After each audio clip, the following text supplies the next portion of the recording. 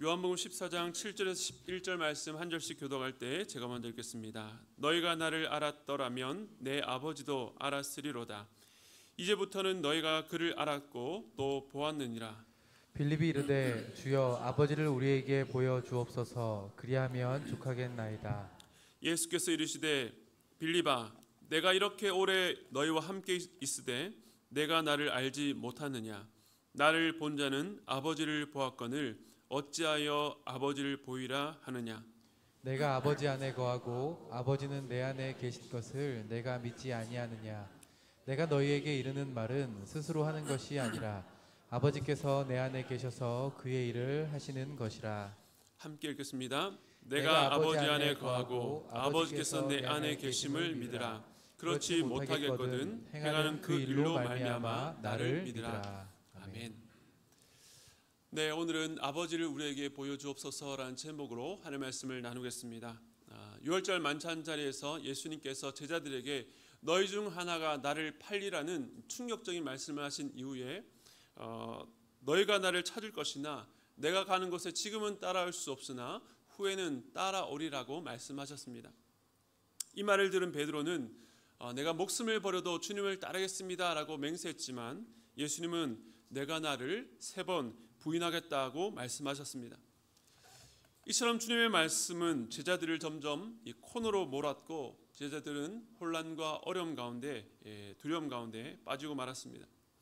예수님은 그들의 마음이 매우 약해져 있을 때에 따뜻하게 그들을 위로하셨습니다. 너희는 마음에 근심하지 말라. 하나님을 믿으니 또 나를 믿으라. 비록 제자들의 이해 수준이나 그들의 믿음의 상태는 부족하고 연약했지만 변치 않고 견고하신 하나님과 예수를 믿는 믿음 안에 있으라는 것입니다. 우리들도 마찬가지입니다. 근심과 걱정이 많은 이 세상 속에서 우리가 믿고 바라보아야 될 분은 오직 주님밖에 없는 것입니다. 이어서 주님은 근심하지 않을 구체적인 근거를 말씀하셨습니다. 예수님은 제자들의 거처를 예배하기 위해서 떠나셨고 그것을 다 예배하시면 다시 와서 그들을 영접하시겠다라고 말씀하셨습니다. 즉 제자들은 현재 그들의 상태와 관계없이 그들의 목적지가 이미 확정된 것입니다. 뿐만 아니라 예수님은 너희가 이미 그 길을 알고 있다고 말씀하셨습니다. 제자들 입장에서는 의아합니다. 그래서 도마는 우리는 주님이 어디로 가시는지도 모르는데 어떻게 그 길을 압니까? 라고 질문합니다. 이에 주님께서는 내가 곧 길이요 진리요 생명이니, 다시 말해서 이 길은 어떤 방법이나 지식으로 습득할 수 있는 이론이 아니라 바로 예수 그리스도를 인격적으로 아는 것이라고 말씀하신 것입니다. 결국 이 제자들의 목적지가 확정됐을 뿐만 아니라 길 대신 예수님께서 그들을 친히 이끌고 인도하시니 근심하지 말라는 것이죠. 그렇다면 그 목적지가 무엇일까요? 어디일까요? 우리가 오늘도 읽었지만 요한복음을 읽다 보면 비슷한 말이 계속 반복되는 것 같아서 참 헷갈릴 때가 있습니다. 아무리 읽어도 이 말이 무슨 뜻인지 헷갈리기도 합니다. 그런데 말씀을 자세히 주의 깊게 보면 단순한 동어의 반복이 아닙니다. 같은 자리를 계속 맴도는 것이 아니라 그 안에서 단어가 살짝 바뀌고 또 그 단어들이 서로 연결되면서 그 의미가 더 풍성하게 우리에게 전달됩니다. 제자들이 갈 최종 목적지는 예수님이 떠나서 아버지 집에 예배하시는 처소입니다. 또한 그곳은 예수님께서 거하시는 곳이다 라고 말씀하셨습니다. 그리고 6절에서는 길이신 예수님을 통해서만 아버지께로 갈 수 있다고 하셨습니다.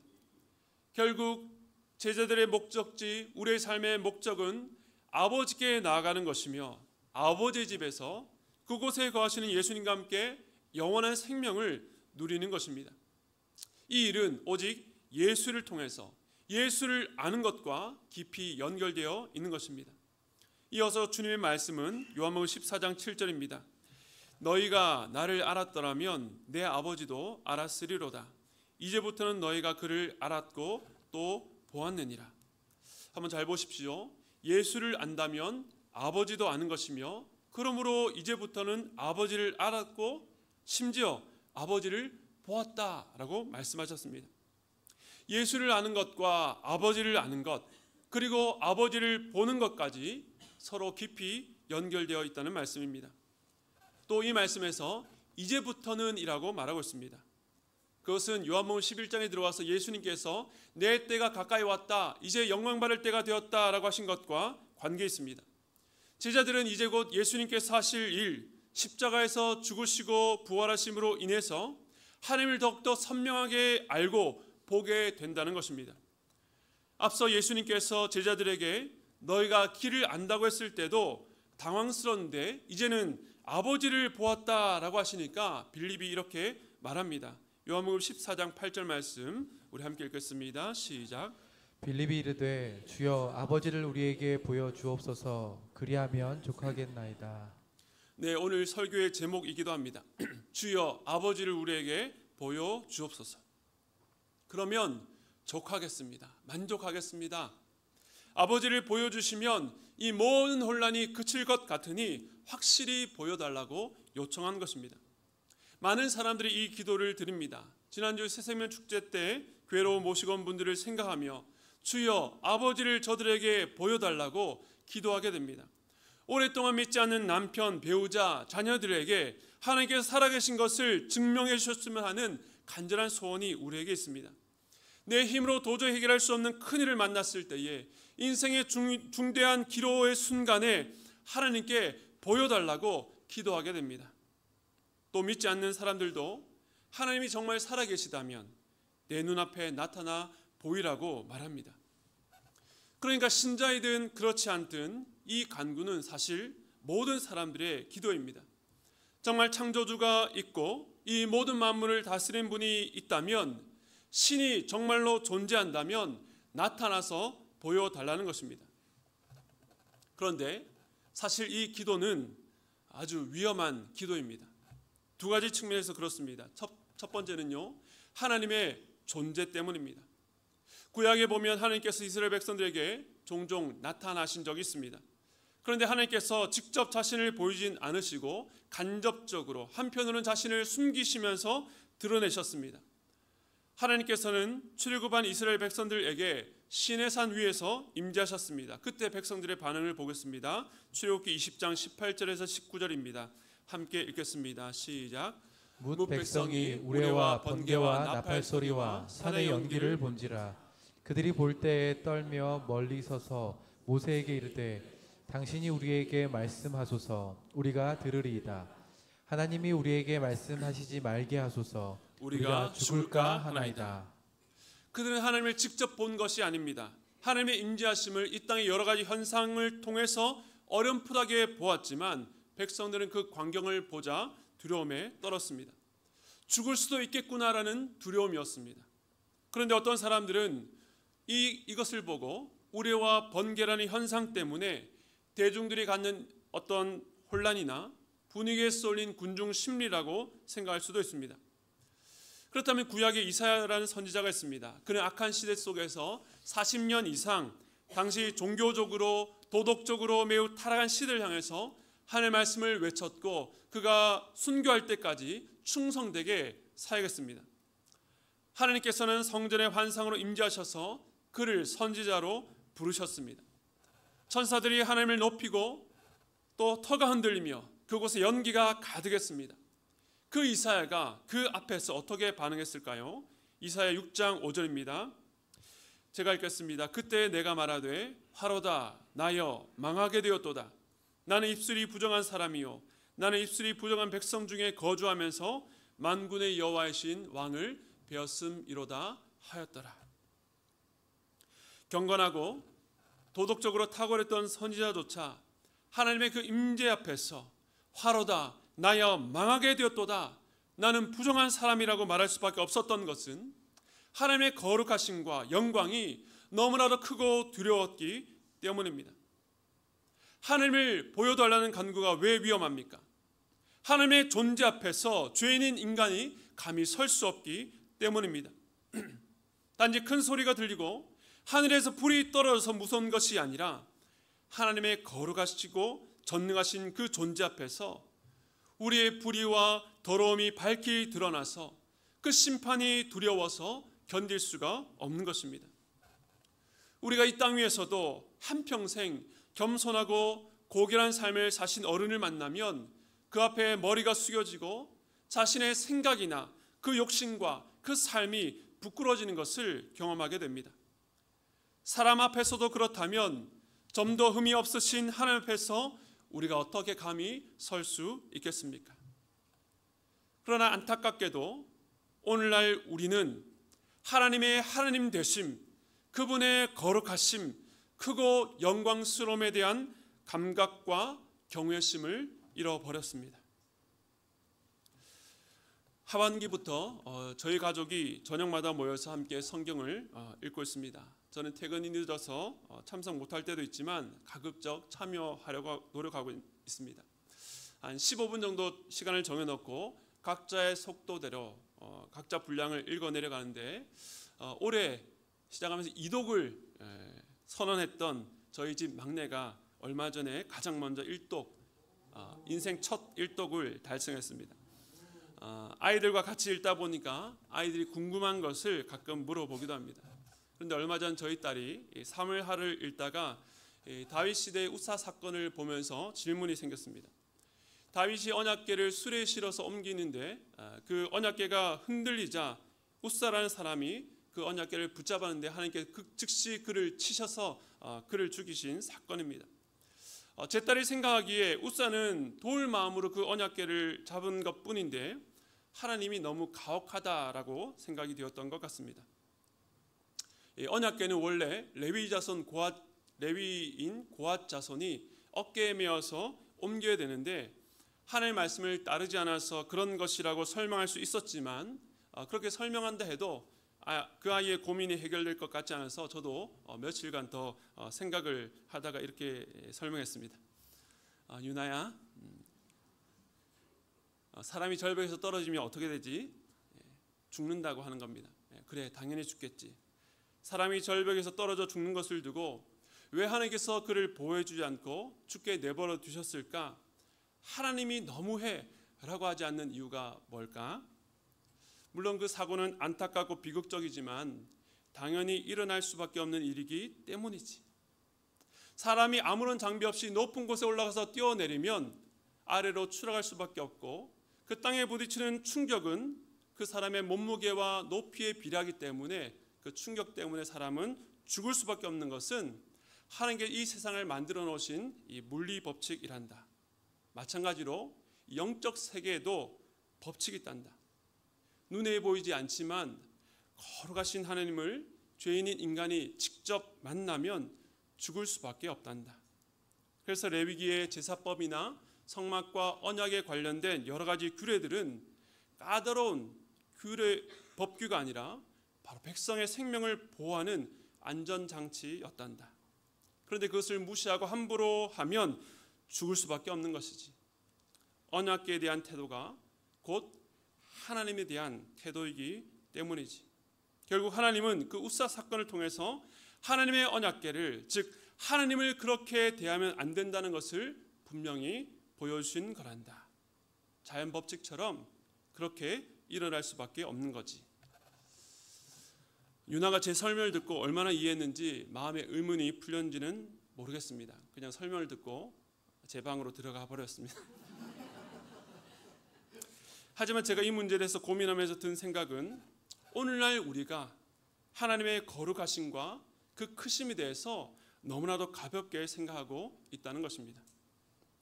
높은 곳에서 떨어지면 죽는 것이 당연하다고 인식하는 것만큼 거룩하신 하나님을 함부로 대하는 것이 얼마나 큰 죄인지 인식하지 못하는 영적 무감각함과 하나님 앞에 죄를 지으면서도 아무렇지도 않은 완악함에 대해서 생각하게 되었습니다. 이처럼 우리에게 아버지를 보여달라는 기도가 위험한 이유는 하나님이 얼마나 거룩하고 크고 높은 분인지 모르기 때문입니다. 정말 우리의 기도대로 하나님이 직접 나타나시면 죽을 수밖에 없습니다. 그래서 하나님의 이 기도에 나타나주지 않는 것이 오히려 우리가 사는 길입니다. 첫째는요, 하나님의 존재 때문에 위험한 기도였습니다. 두 번째로 이 기도가 왜 위험합니까? 우리는 오해하기 위해 태어난 존재, 오해하기로 작정된 죄인이기 때문입니다. 우리는 우리의 인식과 이해 능력에 대해서 지나치게 자만합니다. 하나님을 보여달라는 기도는 결국 하나님이 내가 원하고 기대하는 대로 보여주기만 하신다면, 내가 요구하는 것을 응답해 주기만 한다면 하나님을 인정하겠다는 말 아닙니까? 그러나 앞서 말씀드린 것처럼 하나님은 당신의 살아계심과 존재하심을 우리에게 증명해내야 되는 존재, 우리의 판단을 받을 존재가 아닙니다. 더 나아가 우리에게는 그럴 만한 자격이나 능력도 없습니다. 집에서 아이들이 싸웁니다. 그런데 둘 다 억울해합니다. 일어난 사건은 하나인데 그 사건에 대한 해석은 제각각입니다. 왜 그렇습니까? 사람의 이성과 판단은 자기의 이익에 따라서 그 현실을 왜곡하기 때문입니다. 팩트 체크, 객관성을 외치지만 객관적일 수 없는 것이 우리입니다. 성경은 그것을 죄성이라고 합니다. 성경은 사람이 그의 마음으로 생각하는 모든 계획이 항상 악하다고, 그 마음의 경향성이 악에 기울어져 있다고 말합니다. 한 가지 예만 들어보겠습니다. 아까도 말씀드렸던 것처럼 하나님은 구약시대에 자신을 직접 나타내지 않으시고 때로는 천사와 같은 영적 존재로, 때로는 선지자와 같은 사람을 통해서, 때로는 어떤 사건과 어떤 사물을 통해서 자신을 나타내셨습니다. 구약시대에 광야에서 이스라엘 백성들이 죄를 범했을 때에 하나님께서 불뱀을 보내셔서 심판하셨습니다. 많은 사람들이 불뱀에 물려 죽자 모세는 하나님께 이 백성을 구원해달라고 간절히 기도했습니다. 그때 하나님께서 모세에게 노뱀을 만들어서 높이 들고 그것을 보는 자마다 살 것이라고 약속하셨습니다.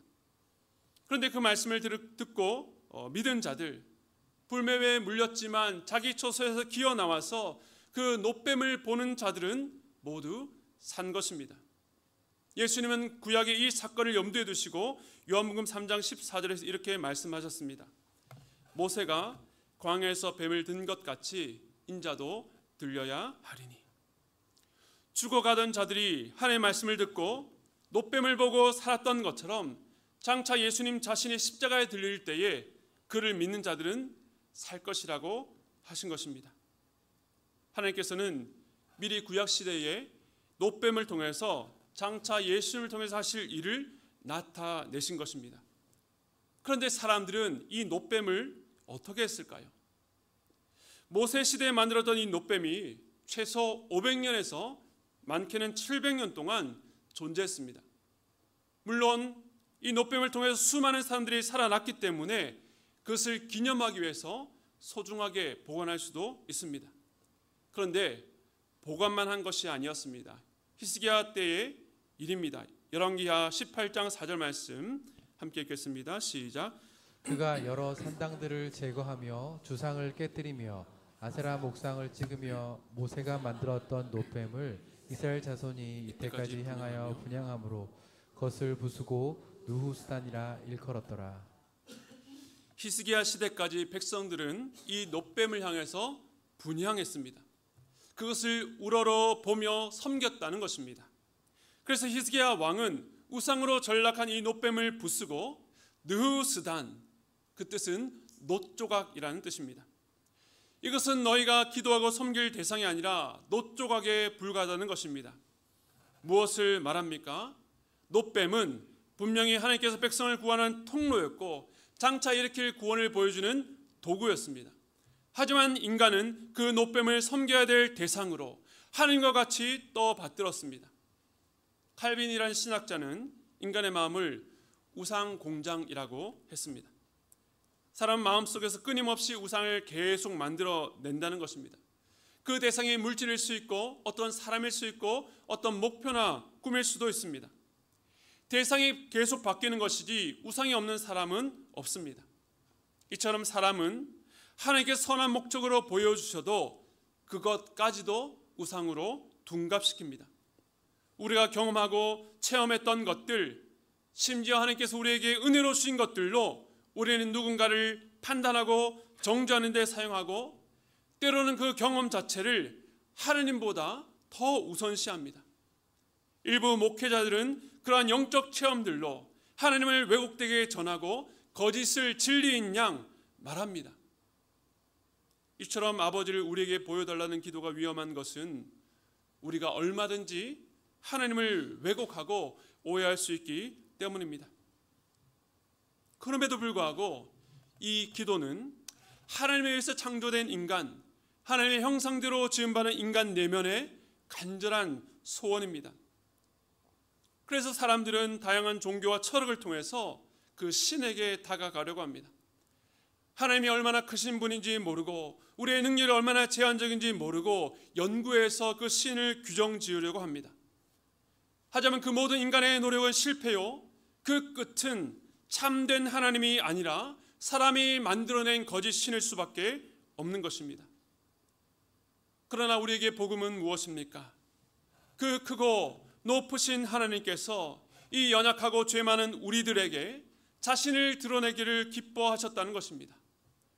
그래서 기독교는 우리가 하나님을 알아가는 종교가 아니라 하나님께서 친히 우리를 찾아오셔서 우리에게 자신을 알리시는 종교입니다.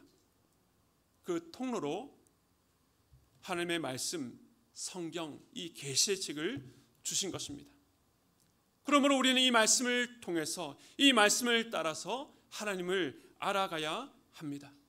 오늘 주님께서 이 빌립의 간청에 어떻게 반응하셨는지 보겠습니다. 요한복음 14장 9절 말씀 함께 읽겠습니다. 시작. 예수께서 이르시되 빌립아 내가 이렇게 오래 너희와 함께 있으되 내가 나를 알지 못하느냐? 나를 본 자는 아버지를 보았거늘 어찌하여 아버지를 보이라 하느냐? 아멘. 우리 주님의 안타까운 마음이 느껴지십니까? 내가 이렇게 너희와 오래 함께 있으면서 가르치고 표적을 보였는데 아직 나를 알지 못하느냐라고 하셨습니다. 여기서도 여러분 단어의 변화들을 주목하십시오. 빌립은 아버지를 보여달라고 했는데 예수님은 너희가 나를 알지 못하냐고 하셨습니다. 그런데 이어서 나를 아는 자는 아버지를 보았다 하지 않고 나를 본 자는 아버지를 보았다 말씀하십니다. 즉 예수님을 아는 것과 보는 것은 같습니다. 예수님을 알아야 예수님을 보았다 할 수 있고 예수님을 보았다면 아버지를 보았다 말할 수 있습니다. 그러므로 여기서 본다는 것은 우리의 시각과 청각, 육적인 감각으로 본다는 뜻이 아닙니다. 보기 위해서는 먼저 알아야 합니다. 누가 예수님을 보았다 할 수 있습니까? 예수님 당시에 수많은 사람들이 예수님의 기적을 보고 그 말씀을 귀로 들었습니다. 그러나 그들이 모두 예수를 아는 자들은 아니었습니다. 즉 우리도 무언가를 체험했다고 내가 원하는 대로 이루어졌다고 예수를 안다고 말할 수 없습니다. 내 이성과 논리로 그것이 충족되면 예수를 알 수 있는 것도 아닙니다. 똑같은 것을 경험하고도 당시 많은 유대인들은 예수를 죽이려 했습니다. 그들은 예수를 아는 자가 아니었습니다. 하지만 예수님께서는 연약하고 불안한 제자들을 향해서 너희가 나를 안다고 말씀하신 것은 예수님께서 먼저 그들을 아셨기 때문입니다. 그래서 제자들은 예수님을 본 자들입니다. 그렇기 때문에 또한 제자들은 아버지를 보았다고 말씀하신 것입니다.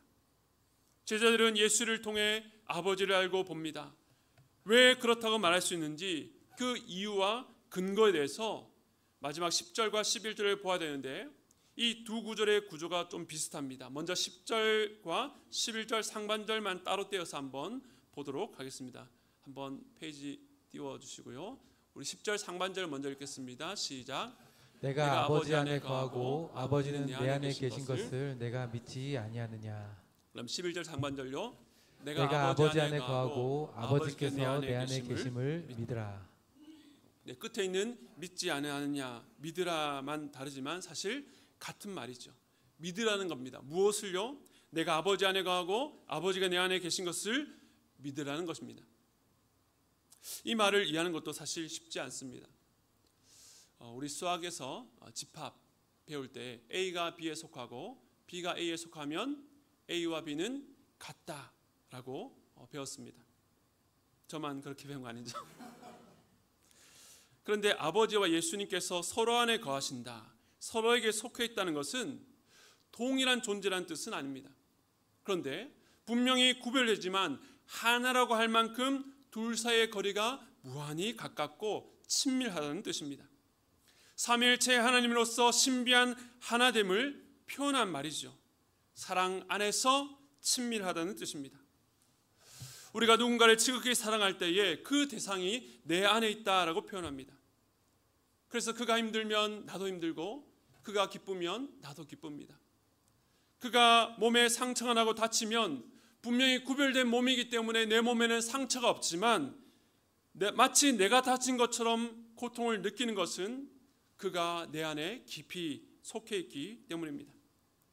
그를 향한 깊은 사랑 때문에 마음이 그렇다고 느끼고 내 신체까지도 영향을 줍니다. 그러나 세상에서 아무리 가까운 사이라 할지라도 하나님 아버지와 아들이신 예수 사이에 누리는 그 깊은 교통과 사귐에 비할 수 없습니다. 이처럼 아버지와 아들이신 예수님이 깊은 사랑으로 서로 안에 거하시기 때문에 예수를 알고 본 자는 아버지를 보았고 아버지를 안다라고 말할 수 있습니다.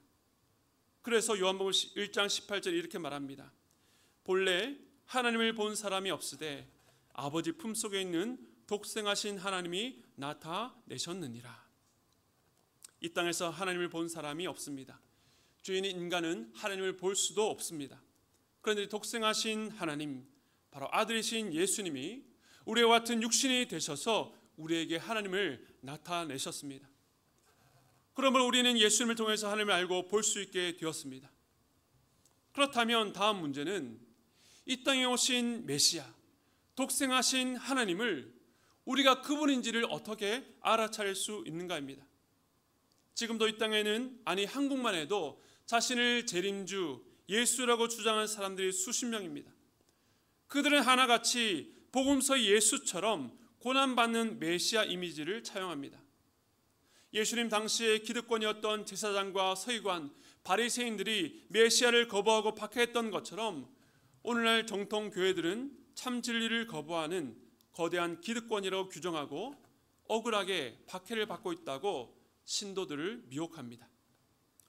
우리 아까는 상반절을 보았는데 이제 14장 11절 하반절부터 보겠습니다. 한번 읽겠습니다. 시작. 그렇지 못하겠거든 행하는 그 일로 말미암아 나를 믿으라. 어떻게 수많은 사람들 중에 예수님이 참 메시아인 줄 알 수 있습니까? 바로 예수님께서 행하신 그 일로 인해서 믿을 수 있습니다. 예수님은 자신이 행하는 일이 자신을 믿을 수 있는 증거라고 하셨습니다. 여기에 대해서 14장 10절 하반절도 보겠습니다. 시작. 네, 천천히 해도 됩니다. 네, 읽겠습니다. 시작. 내가 너희에게 이르는 말은 스스로 하는 것이 아니라 아버지께서 내 안에 계셔서 그의 일을 하시는 것이라. 아멘. 네, 앞에는 말이 나왔는데 뒤에는 일을 언급합니다.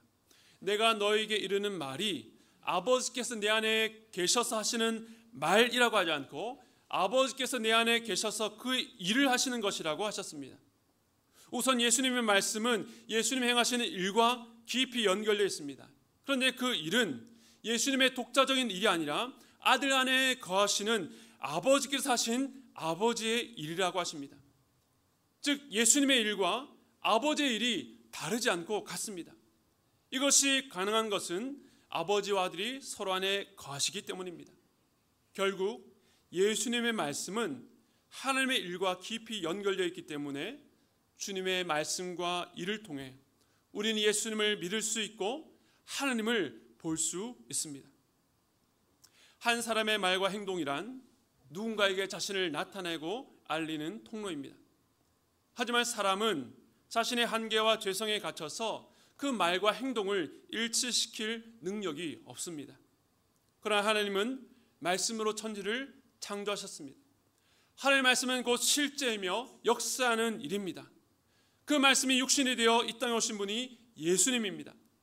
그래서 예수님의 말과 행동은 모두 아버지의 일로 드러나고 아버지만을 가리키는 것입니다.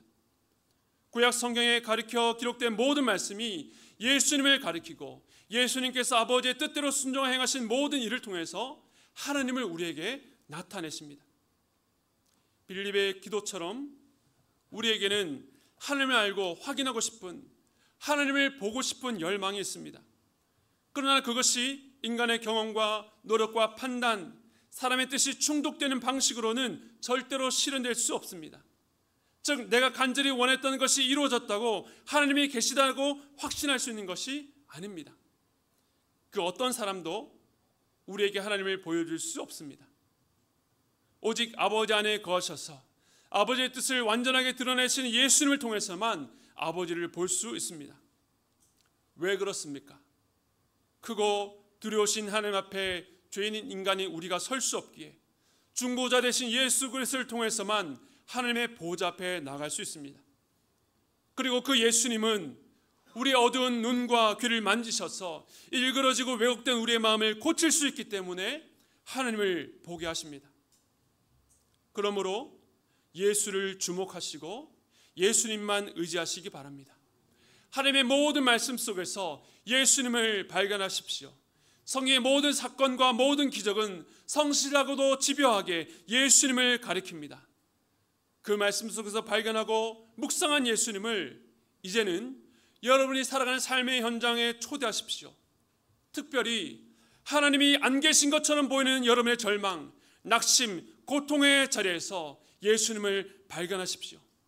우리 아픔 가운데 예수님께서 우리와 함께 눈물 흘리고 계심을, 그 고통 가운데 함께 계심을 경험하게 될 것입니다.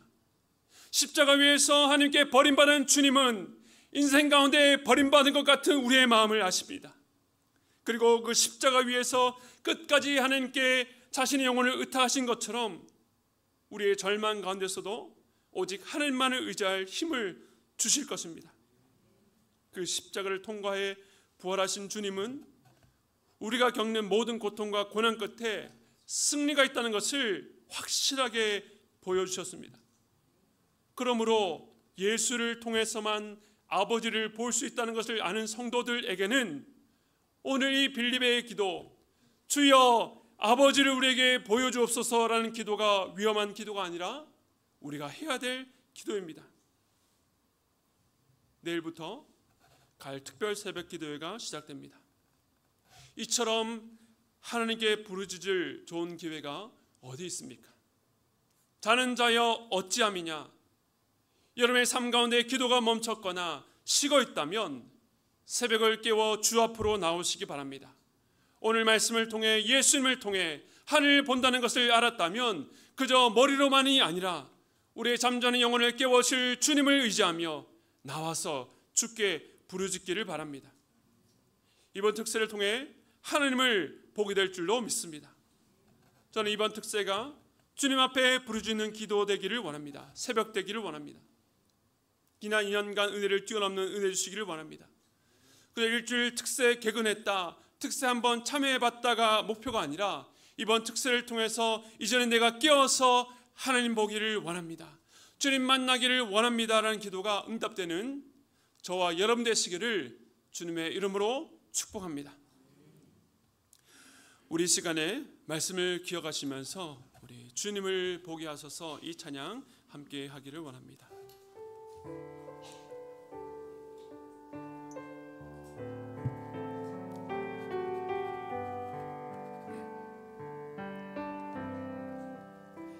나의 주님께 찬양 드리며 그 크신 사랑 주 임재 자사에 어둠 속에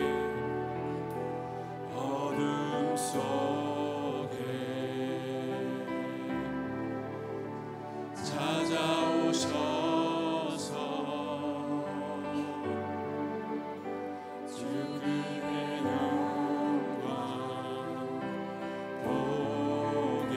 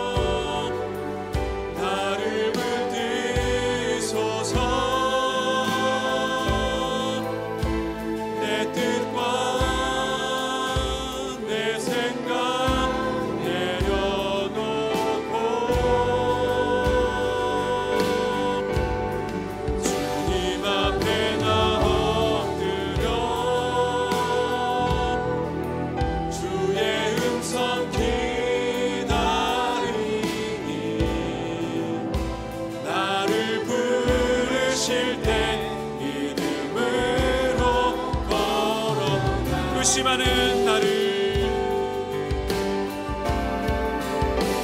의심하는 손 내밀어 잡아주시네. 두려움만 내려놓고 주 바라봅니다. 주님을 보게 하소서. 주님을 보게 하소서. 나를 붙드소서. 소서 내 뜻과 내 생각 내려놓고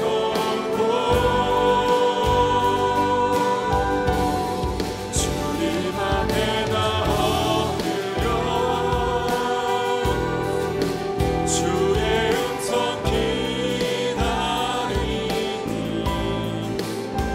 나를 부르실 때 믿음으로 주님을 보게 하소서. 주님을 보게 하소서. 나를 붙드소서. 나를 붙드소서. 내 뜻과 내 생각 내려놓고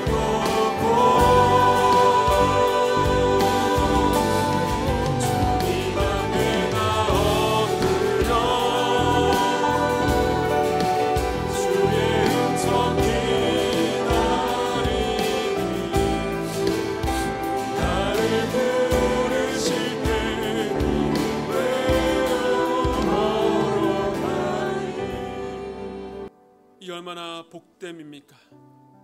우리가 살 길은 하나님께 나가는 것밖에 없는데 우리의 죄로 인해서 우리 하나님 앞에 선다면 죽을 수밖에 없습니다.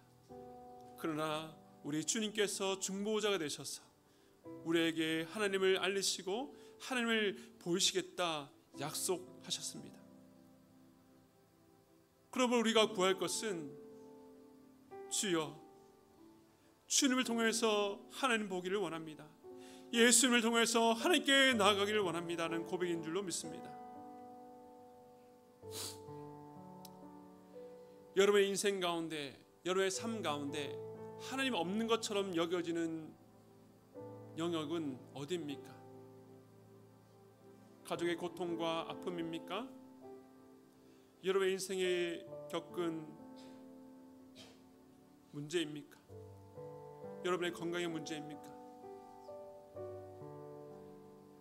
모든 상황과 환경들이 하나님이 없는 것 아니냐라고 아우성칠 때에 그 자리에, 그 고통과 그 눈물의 자리에 예수님을 초청하십시오. 그 예수님을 바라보십시오.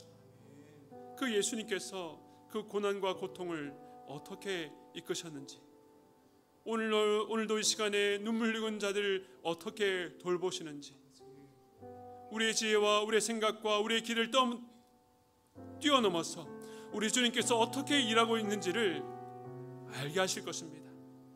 우리 시간 함께 기도할 때에 주여 내가 주님을 바라보길 원합니다. 예수를 통해서 하나님을 우리에게 보여주시옵소서. 주님 이번 특세를 통해서 그러한 하나님을 만나기를 원합니다. 우리 안에 하나님 없는 것처럼 느껴지는 그런 의심하는 상황 가운데 예수를 통해서 하나님을 분명하게 만나고 확인할 수 있도록 이번 특세가 그러한 특세를 할 수 있도록 하나님의 역사해 주시고 우리의 모든 성도들의 마음 가운데 부르짖을 그 간절한 열망, 우리를 불쌍히 여겨달라는 그 겸손한 마음을 주여 허락하여 주시옵소서. 우리 함께 기도하며 나가도록 하겠습니다. 기도하겠습니다. 하나님 아버지 우리를 불쌍히 여겨주시옵소서. 이 시간에 특별히 한 가지를 위해서 더 기도하기를 원합니다. 오늘은 10월 27일 광화문에 큰 기독교 집회가 있습니다. 지난 몇 주 동안에 이 집회를 두고 찬반으로 갈려서 서로가 서로 향해서 비난하고 또 어떤 면에서 정죄하는 그런 안타까운 일들이 있었습니다. 저도 이 집회를 바라보며 여러 가지 우려가 있기 때문에 교회적으로 따로 광고하지는 않았지만 이 이 집회를 통해서 어떤 비난받는 일이 생긴다면 그것은 그 집회에 참여한 분들만 받는 비난이 아니라 우리 기독교가 그리스도인이 함께 짊어져야 될 비난이 될 것입니다. 그러므로 우리는 이 집회를 위해서 기도해야 됩니다. 안전사고가 없이 잘 끝날 수 있도록 특별히 집회에서 부르짖는 기도와 찬양이 세상을 향해서가 아니라 하나님을 향한 예배가 되게 하시고 세상을 정죄하는 것이 아니라 우리 안에 있는 더러운 죄와 우리의 부도덕함을 주께서 불쌍히 여겨 주시옵소서. 주 앞에 철저히 회개하는 회개 집회 될 수 있게 해달라고 함께 기도하길 원합니다. 또한 차별금지법을 비롯한 악법들이 우리 다음 세대의 가치관에 영향을 끼치고 있는데 주님 그것을 막아주시도록 우리 시간에 함께 주여 한번 부르시고 기도하도록 하겠습니다. 함께 부르짖겠습니다. 주여 하나님 아버지 주님 우리 안에 하나님을 만나기 원하는 간절한 열망이 있습니다. 그러나 그것이 우리 개인적인 이익과 욕구를 채우기 위한 수단되지 않기를 원합니다. 하나님을 이용해서 성공하는 자리에 가기 위한, 하나님을 이용해서 내 만족을 누리기 위한, 하나님을 이용해서 내가 높은 곳에 가기 위한 목적되지 않기를 원합니다. 그렇기 때문에 하나님과 본체시나 이 땅에 가장 낮고 낮은 모습으로 오신 예수 그리스도를 통해서 그분의 죽으심과 부활을 통해서 우리에게 하나님을 알려주시니 감사합니다. 우리가 우리의 삶의 어떤 형편과 상황 가운데서도 예수를 주목하는 그 시선과 그 마음을 놓치지 않도록 붙잡아 주시옵소서. 주님 오늘 이 시간에도 내 인생과 내 마치 하나님이 없는 것처럼 하나님 안 계신 것 같아서 절망하고 눈물 흘리는 주의 백성들 성도들이 있습니다. 주님 곳에 우리 주님 찾아가 주시옵소서. 예수님께 그들과 함께 눈물 흘려 주시옵소서. 그리고 그들이 끝내는 그 모든 상황에도 불구하고 하나님의 선하심을 고백하는 그 자리에 가기까지 우리 주님께서 힘주시고 우리 주님께서 위로하시며 우리 하나님께서 붙들어 주시기를 간절히 소원합니다. 하나님 우리 평생의 소원이 하나님을 더욱더 알아가고 하나님을 보기를 원하오니 그런 열망으로 나아가는 주님 그 이번 특세가 정말 우리에게 특별한 은혜가 될 수 있도록 붙잡아 주시고 더욱더 주님의 앞에 친밀하게 가까이 나아가는 우리가 될 수 있도록 붙잡아 주시옵소서. 주님 오늘 특별히 집회를 위해서 10월 27일 집회를 위해서 기도합니다. 하나님 여러 가지 우려들이 있습니다.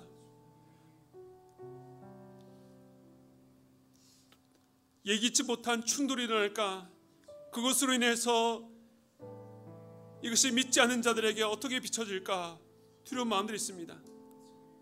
하나님 아버지 그 안에는 정말로 나를 걱정하며 하나님을 위한 선한 마음으로 나오는 수많은 성도들이 있습니다. 하나님의 집회가 악한 사람들에 의해서 좌우지우지되지 않도록 주여 보호해 주시기를 간절히 소원합니다. 정말 그곳에 드려지는 예배가 세상을 향한 예배 되지 않게 하시고 오직 하나님께만 드려지는 예배와 찬양될 수 있도록 붙잡아 주시옵소서. 세상의 죄를 바라보며 정죄하는 손길이 아니라 우리 안에 있는 더러움과 우리 안에 있는 무죄함을 인해서 회개하는 회개의 집회될 수 있도록 붙잡아 주시옵소서.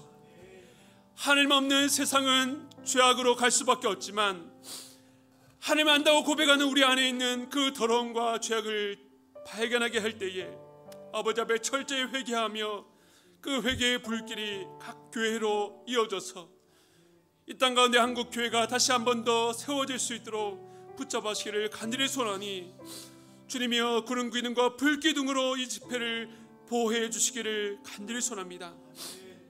또한 차별금지법이라는 악법이 통과되지 않도록 정치인들과 각계각층의 사람들을 사용해 주셔서 그것을 막아주시고 우리 다음 세대의 악한 생각들과 가치관들이 전수되지 않도록 우리 믿는 가정에서부터 우리 아이들을 믿음으로 양육하며 정말로 예수 그리스도를 바라보고 이 아이들이 작은 예수로 자라갈 수 있도록 그들을 위해서 기도하는 우리를 낼 수 있도록 주여 붙잡아 주시옵소서. 지금은 우리 주 예수 그리스도의 한량없는 은혜와 하나님 아버지의 무한하신 사랑하심과 성령님의 감동감화 교통하심의 역사가